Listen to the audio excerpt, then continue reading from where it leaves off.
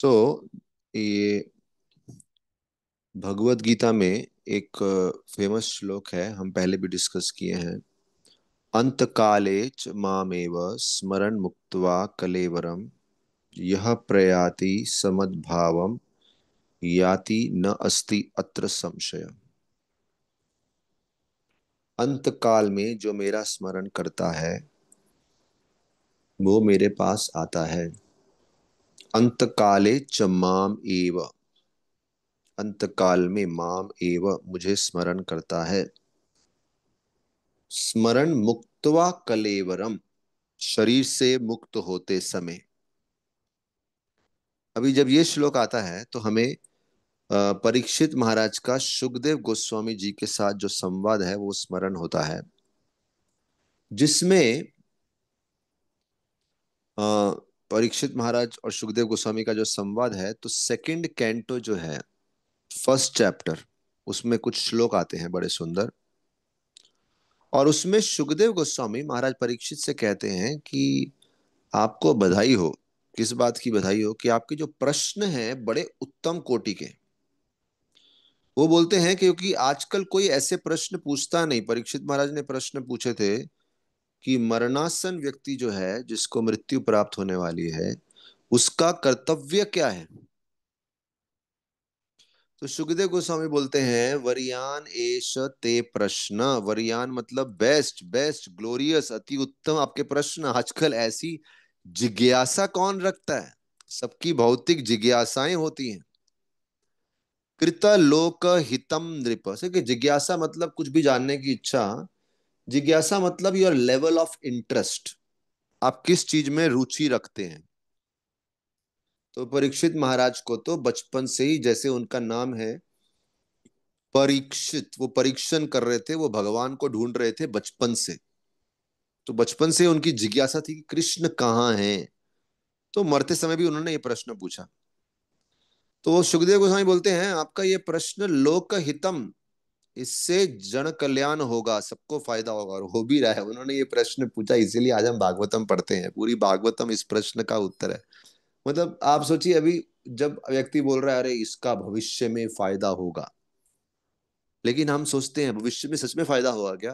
But हमारे लिए advantage क्या है कि हम उस भविष्य में रह रहे हैं। 5,000 साल हो चुके हैं और हम देख रहे हैं अरे सुखदेव गोस्वामी ने उस दिन बोला था कि this will be beneficial for society. और आज पूरी दुनिया में इतने कथाकार हैं, सब भागवत पे कथा कर रहे हैं और दुनिया का जो चिंता दुख जो है सब निवारण कर रहे हैं। आत्मविद सम्मत पुंसाम, और फिर बोलते हैं केवल ये जनक कल्याण के लिए ही लाभदायक नहीं होगा। बोले आत्मविद सम्मत पुंसाम श्रोतव्यादेशु यह परा। बोले जितने भी सब्जेक्ट मैटर्स श्रवण योग्य हैं, जितने भी चीजें हैं कथाओं के लिए, या फिर जो टॉपिक्स हैं जिन पे हेयरिंग होता है, चर्चा होती है, उनमें से दिस इज द बेस्ट। और ये किसने अप्रूव किया है? यहां बात आ रही है अप्रूव की, कि कौन बोलता है ये, किसने स्टैंप लगाया कि this is the best subject. Sukhdev Goswami बोलते हैं ऑल काइंड्स ऑफ ट्रांसेंडेंटलिस्ट। जितने भी ट्रांसेंडेंटलिस्ट जो अध्यात्मवादी हैं, वो सब के सब बोलते हैं कि इससे अच्छा कोई टॉपिक हो ही नहीं सकता। And then after saying this he says श्रोतव्यादीनी राजेंद्र नृणाम संति सहस्रश। देखो फर्स्ट कैंटो के लास्ट चैप्टर में सुखदेव गोस्वामी का आगमन होता है, और फिर वो परीक्षित महाराज से कथा करना शुरू करते हैं सेकंड कैंटो के फर्स्ट चैप्टर में। और ये मैं आपको सेकंड कैंटो के फर्स्ट चैप्टर के फर्स्ट 6 श्लोक बता रहा हूं, जिसमें सुखदेव गोस्वामी परीक्षित महाराज को बोल रहे हैं आप इतना अच्छा प्रश्न पूछे हैं। तो बोलते हैं श्रोतव्यादीनी राजेंद्र नृणाम संति सहस्रश। अनेक लोग अनेक टॉपिक्स पे चर्चा क्यों करते हैं? अपश्यताम आत्म तत्वम, क्योंकि उनको आत्मा के ज्ञान का कुछ मालूम ही नहीं है, अंधकार में रह रहे हैं। They have no interest in knowledge of the self. उनका इंटरेस्ट क्या है? गृहेशु गृह मेधी नाम। गृह मेधी, मेधी क्या होता है? Those who are envious of each other, जो लोग एक दूसरे से जलन करते हुए जीते हैं। इसलिए डिफरेंस बताया है कि गृहस्थ कौन होता है और गृह मेधी कौन होता है। बोले गृहस्थ आश्रम, आश्रम मतलब जिसका केंद्र स्पिरिचुअल डेवलपमेंट हो, और गृह मेधी मतलब जिसके जीवन का केंद्र यही है कि मैं अपने आप को ऊंचा स्थापित करूं और मेरे पड़ोसी को या मेरे समाज में परिवार में दूसरा जो हाउस होल्डर है, घर में रहने वाला परिवार वाला व्यक्ति है, उसको नीचा दिखाऊं कि हमारे पास तेरे से अच्छी गाड़ी है, हमारे पास तेरे से अच्छा घर है, हमारे पास हमारी शादी में तेरे से ज्यादा अच्छे लोग आए, ज्यादा अच्छा सत्कार हुआ, इत्यादि इत्यादि। सो ऐसे व्यक्ति को गृह मेधी बोलते हैं। मेधी मतलब यहाँ पे तत्व आ रहा है, ऐसे व्यक्ति की चेतना हमेशा जेलसी में जाती है कि either I want to make you jealous of me और because I am jealous of you, इसलिए तुम्हें नीचे दिखाना है मेरे को। तो पूरा उसी कॉन्शियस में जाता है, अरे वो आगे निकल गए, अरे वो आगे निकल गए, अरे वो आगे अरे उनकी शादी में इतने लोग आए थे, हमारे में। दैट्स नॉट गृहस्थ आश्रम, दैट्स गृह मेधी। और वो बोल रहे हैं, आप जो प्रश्न पूछ रहे हैं ना परीक्षित महाराज, एक गृह मेधी ये प्रश्न नहीं पूछता। तो परीक्षित महाराज बोले कि गृह मेधी ये प्रश्न नहीं पूछता, तो गृह मेधी का ऑब्जॉर्प्शन किसमें रहता है, वो क्या सोचता है। तो वो टेक्स्ट 3 में बोलते हैं वो क्या सोचता है। निद्रया ह्रियते नक्तम व्यवायेन च वावया दिवाचार्थे हया राजन कुटुंब भरने नवा। निद्रया ह्रियते नक्तम, his night goes in sleeping and sex life. तो निद्रा तो उसमें चली जाती है, रात्रि तो उसमें चली जाती है। और दिन किस में जाता है, दिवाचार्थे हया राजन कुटुंब। अभी देखो गृहस्थ के जीवन में भी ये सब होता होगा, लेकिन गृहस्थ के लिए उसका सेंट्रल पॉइंट ये सब नहीं है। ये सब तो उसका ठीक है, अभी जीवन जीना है तो उसके जीवन की जरूरतें हैं। तो रात चली गई शारीरिक भोग में या निद्रा में, और दिन चला गया दिवाचार थे हया राजन, दिन चला गया पैसा कमाने में, अर्थ अर्थ कमाने में, और कुटुंब का पालन पोषण करने में।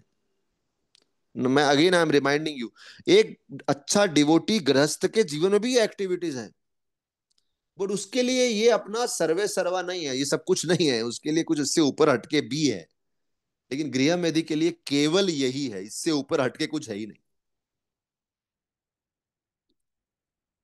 तो then he says, Sukhdev Goswami से ये होता है उनके जीवन में। और फिर इसकी कारण से क्या होता है, देहापत्य कलत्रादिषु आत्म सैन्येषु सत्स्वपि तेषाम प्रमत्तो निधनम पश्यन अपि न पश्यति। प्रमत्तो बोले वो पागलपन है, उसको इतना पागलपन है अपने भौतिक संपत्ति को बढ़ाने का और इसी को अपना सब कुछ सर्वे सर्वा मानने का। उसकी वजह से क्या होता है, he becomes very attached to fallible soldiers. यहां लिखा है आत्म सैन्यु असत्सु अपि, मानो हमारे आत्मा है, यात्रा चल रही है जीवन की। तो हमारी सेना कौन है, सेना क्या है, देह अपत्य कलत्र, कलत्र इज द वाइफ, अपत्य इज द चिल्ड्रन, बच्चे, और इनसे संबंधित पूरा परिवार, संपत्ति, धन कोश है वो सब, दैट इज एक्सेट्रा इन सब में। सो देहापत्य, तो ये शरीर और शरीर से जड़े हुए रिश्ते और संपत्ति, ये हमारी सेना हो गई जो हमारे साथ चल रही है। और बोल रहे हैं असत्सु, ये जो सेना है ना ये असत है, क्योंकि ये आज साथ में है, कल रहे या ना रहे। कब किसको हार्ट अटैक हो, कब किसी को स्ट्रोक हो जाए, कब वो चीजें आपसे छीन ली जाए, या कोई आपको छोड़ के चला जाए, फैलिबल, या फिर सब आपके साथ में है फिर भी हेल्प नहीं हो पा रही। लाइक एक व्यक्ति है, उनके ऊपर कोर्ट केस चल रहा है, और वो कोर्ट केस इतना भयंकर है, ना तो उनकी पत्नी हेल्प कर पा रही है, ना उनके बच्चे हेल्प कर पा रहे, ना उनके दोस्त हेल्प कर, ना उनकी वेल्थ उनको हेल्प कर पा रही है। तो प्रॉब्लम में नथिंग कुड हेल्प। अभी एक व्यक्ति है, उनकी इतनी भयंकर बीमारी है, सारी की सारी वेल्थ भी उनको नहीं बचा सकती, 1 महीने में उनकी मृत्यु होने ही वाली है। तो this is called as fallible soldiers. ये सैनिक वो हैं जो काम नहीं आएंगे। एंड देन ही सेज तेषाम प्रमत्तो निधनम, प्रमत्तो लेकिन पागलपन है, मैडनेस है, वो इन चीजों से अटैच्ड है। निधनम, पश्यन अपि न पश्यति, उसको दिखते हुए भी नहीं दिखता, उसको सब दिख रहा है कि ये सब डिस्ट्रक्टिबल है, ये टिकने वाला नहीं है, मेरे साथ कोई साथ में आने वाला नहीं, लेकिन फिर भी सारा इन्वेस्टमेंट वही कर रहा है। अपना टाइम, अपने इमोशंस, अपना लव, अपना अफेक्शन, स्नेह, अटैचमेंट, सारा समय वहीं पे दे रहा है जो काम आने वाली चीज नहीं है। और जो काम आने वाली है वहां समय नहीं देता, बोले भागवत पढ़ो, गीता पढ़ो, नहीं उसके लिए समय नहीं है। और जो चीजें काम नहीं आने वाली उसके ऊपर समय दे रहा है। तो हो गया ना पागलपन। तेषाम प्रमत्तो निधनम, निधनम मीन्स डिस्ट्रॉय। जो चीज डिस्ट्रॉय होने वाली है वो क्या है? देह, आपका शरीर, पत्नी, बच्चे, पत्नी के लिए पति या रिश्तेदार, सब सामने होते हुए भी कुछ परिस्थितियों में काम नहीं आ सकते। फैलिबल, इट्स योर जर्नी। तो बोल रहे हैं पश्चिम, और आपको दिख रहा है, तो प्रभुपाद जी तात्पर्य में लिखते हैं, आपको दिख रहा है आपके पिताजी की मृत्यु हो गई, आपके दादाजी की मृत्यु हो गई, आपके परदादा जी की मृत्यु हो गई, लेकिन फिर भी हम सोच रहे हैं मैं और मेरे आसपास के लोग हैं ना, हम परमानेंट साथ में रहेंगे। और कोई मर जाता है तो बोलते हैं ऐसा कैसे हो गया? अरे कैसे हो गया? तेरे परिवार में सब तो मर गए हैं, कौन बचा कौन है? तुम्हारे पूर्वजों में सब मरते आए हैं, तो अब वाई यू आर एक्सपेक्टिंग कि अब कोई नहीं मरेगा? Why you are keeping this expectation? तो आपने एक्सपेक्टेशन ही गलत रखी है कि आपके आसपास के लोग परमानेंट है। So that's the, Sukhdev Goswami हंसते हुए पता नहीं, मैं सोच रहा हूँ वो सच में हंस रहे होंगे, सोच के कि पश्यन अपि न पश्यति, देख के भी वो देखना नहीं चाहता। जैसे हम जानते हैं खरगोश का फिलॉसफी क्या है। खरगोश के सामने डेंजर आता है तो खरगोश आंख बंद करता है। डेंजर दिखेगा नहीं मतलब डेंजर नहीं है, ऐसे थोड़ी ना होता, डेंजर तो है ना सामने। ऐसे ही वो शतुरमुर्ग होता है, जो ऑस्ट्रिच, वो अपना, शतुरमुर्ग वो जो उसके अंदर डालता है, अपना जो सर है वो मट्टी में डाल लेता है अगर उसके सामने डेंजर आता है। सो दे वांट टू डिनाई, वो रियलिटी में नहीं रहना चाहते। वो बोलते हैं नहीं नहीं कुछ खतरा नहीं है, कुछ खतरा नहीं है, कुछ खतरा नहीं है। इसलिए लोगों से बात करो ये सब तो बोलते हैं हे प्रभु जी आप ये सब नेगेटिव बातें मत करो कि सब मर जाएंगे। सब मर जाएंगे मतलब मर जाएंगे, अभी इसमें क्या नेगेटिव बात क्या है? वो रियलिटी है। Everybody is going to die one day. ये बॉडी है, बॉडी का क्या होगा मालूम नहीं है। नहीं नहीं नहीं, आप नेगेटिव बात कर रहे हैं, आप लोग पॉजिटिव नहीं बोलते। तो सुखदेव गोस्वामी ने तो भागवत ही यहां से शुरू करी। पश्यन अपि न पश्यति, देख के भी नहीं देखना चाहते, बिकॉज इससे उनको लगता है हमारे इंजॉयमेंट में खतरा आ जाएगा, हमको जस्ट इंजॉय करना है, हमको डिनायल में। इसलिए आजकल बहुत वीक है, वो डिनायल में रहते हैं, वो रियलिटी को स्वीकार ही नहीं कर पाते हमेशा। आई होप आप समझते हैं डिनायल मतलब स्वीकार करने को तैयार, रियलिटी क्या है। भागवतम तो आपको लेके जा रहा है उसमें। और फिर बोलते हैं, जो मैं पॉइंट पे आ रहा हूं कि कैसे मरते समय भगवान को याद करना चाहिए। तो सुखदेव गोस्वामी ये 4 श्लोक बोलने के 5वें में बोलते हैं तस्मा, देयर फोर, इसीलिए, तस्मात भारत सर्वात्मा, बोले क्योंकि आप ऐसे सैनिकों में आश्रय लिए हैं जो परमानेंट नहीं है।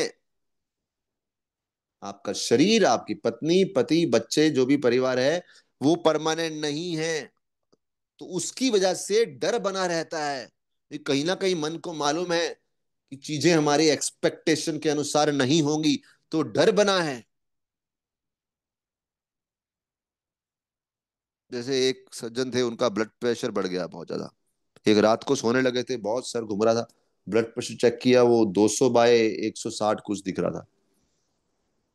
तो उसके अभी ज्यादा कोई सिम्टम नहीं है, थोड़ा सर दुख रहा है, ज्यादा कुछ बड़ी प्रॉब्लम नहीं दिख रही, लेकिन रात भर नींद नहीं आई। कहीं स्ट्रोक हो गया तो, स्ट्रोक हो गया तो, स्ट्रोक हो गया तो, पैरालिसिस हो गया तो मतलब डर में जी रहा है व्यक्ति। तो सुखदेव गोस्वामी बोलते हैं तस्मात् भारत सर्वात्मा, इसीलिए परीक्षित महाराज को बोल रहे हैं, भारत, भारत वंश के हैं ना वो। इंटरेस्टिंग है, लोगों को कभी गर्व होता है हम भारतवासी हैं।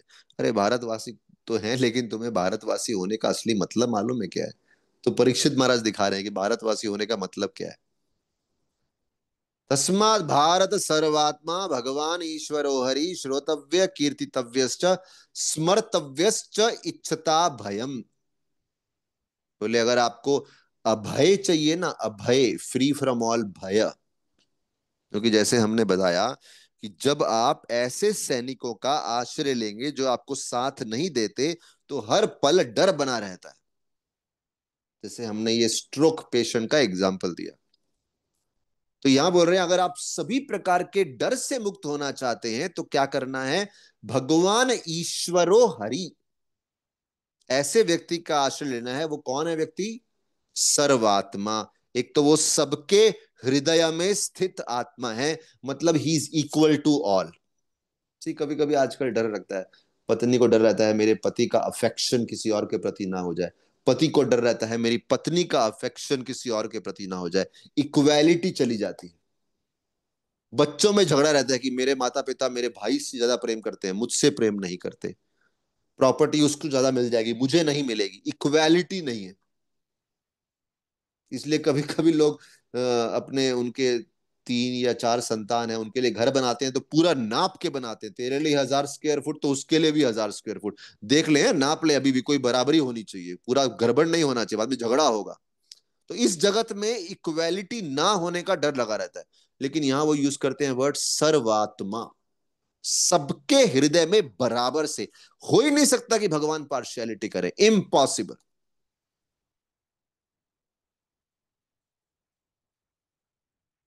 इसलिए कल मैं किसी के तो व्हाट्सएप स्टेटस पे पढ़ रहा था, उस पर लिखा था भगवान देते नहीं भगवान लौटाते हैं। भगवान देते नहीं भगवान लौटाते हैं, मतलब आप सोचो भगवान हमें कुछ देंगे, वो कुछ नहीं देंगे। आपने जो किया है उसी का रिएक्शन लौटाएंगे। अगर आपके प्रति अपमान आ रहा है तो कहीं ना कहीं आपने अपमान किया है।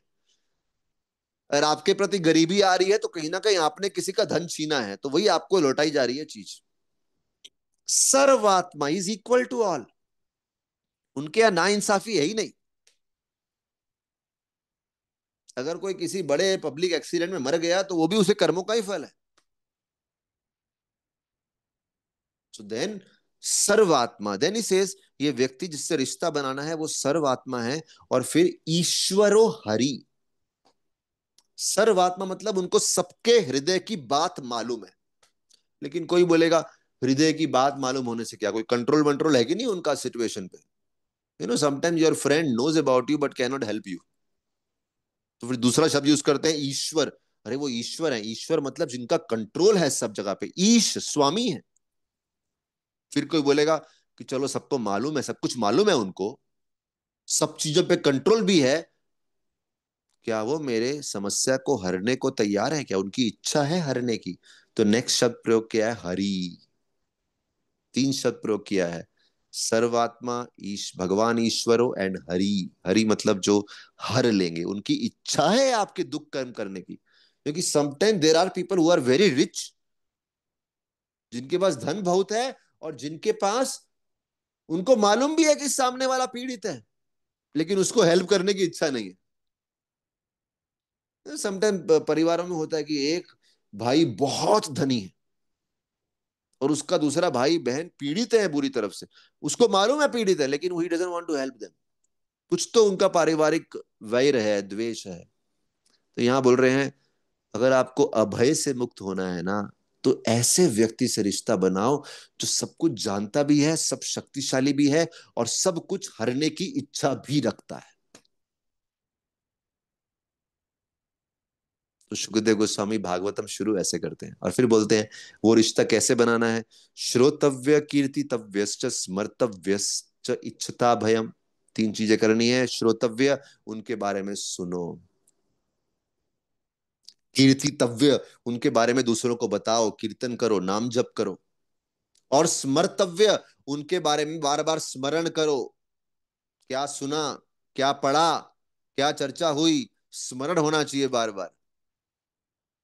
इसलिए बोलते हैं केवल कथा सुननी नहीं चाहिए, सुनने के बाद कहीं ना कहीं डिस्कस करनी चाहिए, तभी वो अंदर घुसती है।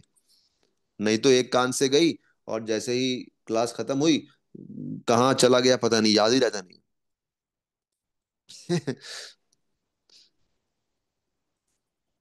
एक हमारे भक्त बोल रहे थे, बोले मैं 5 जगह गया, 500 जगह, बड़ा क्राउड था, 500 लोग थे। बोले 500 जगह मैंने सेम कथा रिपीट किया। तो एक व्यक्ति, उसमें 4 या 5 लोग थे, वो पांचों कथा में आया था, और हर बार ही आके बोलता है प्रभु जी ऐसी कथा तो मैंने कभी सुनी नहीं। क्योंकि वो व्यक्ति को कुछ याद ही नहीं रहता कि पिछली बार क्या बोला था, तो वो बोले मैं सेम रिपीट करूं तो भी फर्क नहीं पड़ता। बोले मैं 5 जगह रिपीट करके आया और हर बार ये बोलता है, अरे ऐसी कथा तो आपसे कभी सुनी नहीं, पहली बार ये सब पॉइंट सुने हैं। और बोले मैंने डिट्टो रिपीट किया 5 जगह पे। सो स्मर्तव्य, स्मरण होना चाहिए ना, उसके लिए डिस्कशन होना चाहिए। और ये कहने दिए, हमारा कल का एक किस्सा है, वो कल ही कथा करके आए, और कल ही करके आए तो वो बोल रहे थे, मैंने बोला अरे वो सज्जन तो पिछली बार भी आए थे, तो आपको अजीब नहीं लगा कि ये दोबारा से वही कथा सुन रहे हैं, तो यू डोंट बिकम कॉन्शियस? इसे नहीं, वो वही सज्जन आके मेरे को बोलता है कथा बेस्ट थी। मैं बोला वही सज्जन, वो बोर नहीं हो गया? नहीं, क्योंकि कुछ अंदर वो उतरता है, थोड़ी देर कथा एंटरटेनिंग लगती है, नए नए पॉइंट लगते हैं, लेकिन वो अंदर उतरे नहीं है।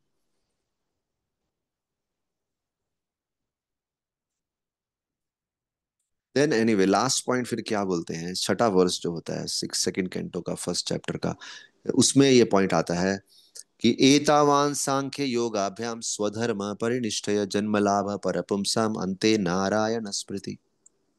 सुखदेव गोस्वामी बोलते हैं, जितने भी आप आध्यात्मिक मार्ग पालन कर लो, योगासन कर लो, अनेक शास्त्र पढ़ लो, कुछ लोग को शास्त्र पढ़ने का बड़ा इच्छा रहता है, ये पुराण पढ़ा, ये वेद पढ़ा, ये उपनिषद पढ़ा। सुखदेव गोस्वामी बोलते हैं, अगर अंत समय में वो भगवान श्री कृष्ण को, नारायण को याद नहीं कर पाया, उसका शास्त्र अध्ययन किसी काम का नहीं। बोले परफेक्शन तो ये है, अंते नारायण स्मृति, अंत में आप भगवान श्री हरि, जिनके अनेक नाम है, नारायण, हरि, विष्णु, उन साक्षात कृष्ण को स्मरण करो, तो वो ही आपका परफेक्शन है।